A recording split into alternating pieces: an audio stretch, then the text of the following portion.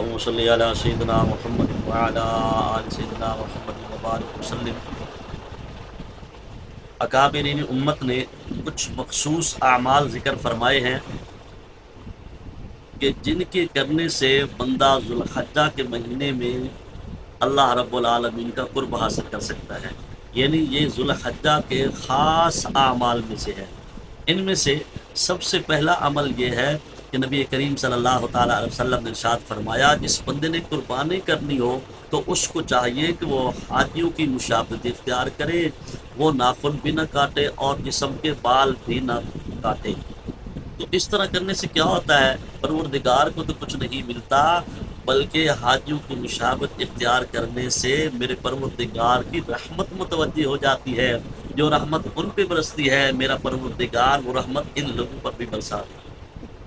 تو یہ پہلا عمل ہے، یعنی یہ مستحب عمل ہے، کوئی فرض سنت واجب نہیں ہے۔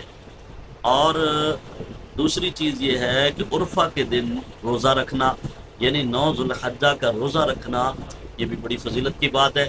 اللہ کے حبیب علیہ السلام نے ارشاد فرمایا کہ جو بندہ عرفہ کا روزہ رکھے، یعنی 9 ذوالحجہ کا روزہ رکھے، تو فرمایا ایک سال پچھلا اور ایک سال آنے والا جو ہے، میرا پروردگار اس کے گناہوں کو معاف فرما دیتا ہے۔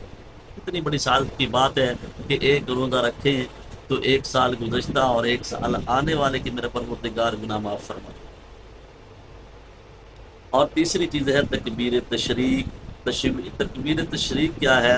تکبیر تشریق یہ ہے اللہ اکبر لا الہ الا اللہ واللہ اکبر وللہ الحمد۔ یہ ہے تکبیر تشریق۔ یہ نبی کریم صلی اللہ علیہ وسلم نے ارشاد فرمایا کہ یہ کب پڑھنی ہے؟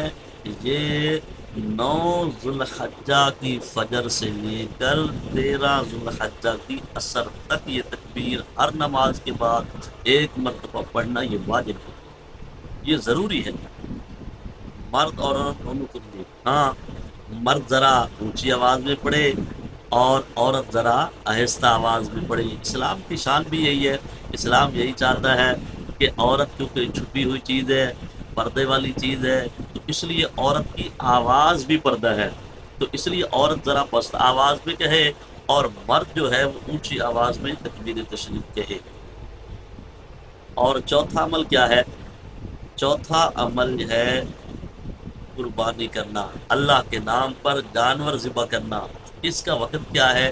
اس کا وقت 10، 11، 12، یہ 3 دن ہیں ذوالحجہ کے۔ اگر اس کے علاوہ انسان سارا سال جانور ذبح کرتے رہے، وہ صدقے کا ثواب تو مل جائے گا، لیکن قربانی کرنے کا اجر کبھی ہاتھ نہیں آئے گا۔ لہذا ان دنوں میں قربانی کرنا 24 گھنٹے میں، چاہے دن میں کرے یا رات میں کرے۔ تو پہلے اکابرین رات کی وجہ سے منع کرتے تھے، ہو سکتا ہے راگ صحیح نہ کرے، لیکن آج کل تو روشنیوں کا اتنا انتظام ہے کہ رات بھی دن کی طرح بن جاتا ہے، تو آپ رات کو بھی قربانی کر سکتے ہیں اور دن کو بھی قربانی کر سکتے ہیں۔ تو اللہ سے دعا ہے کہ اللہ تعالی ہمیں ان پیارے اعمال کو کر کے اللہ ہمیں جنت حاصل کرنے کی توفیق عطا فرمائے۔ یہ سارے اعمال اللہ ہمیں اپنی رضا کے لیے کرنے کی توفیق عطا فرمائے۔ وآخر دعوانا الحمدللہ رب العالمین۔